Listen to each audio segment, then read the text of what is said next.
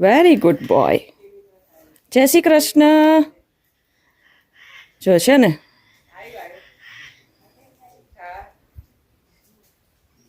આ છે ને વિદેશી છે, પરદેશી કહીએ ને આપણે. પછી જતું રહેશે નોર્થ સાઈડ.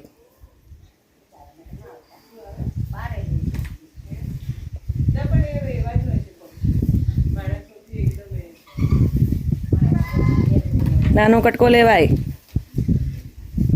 હમણાં જો હવે કમેન્ટ આવશે સોડાવાળું ને તેલવાળું ખવડાયું.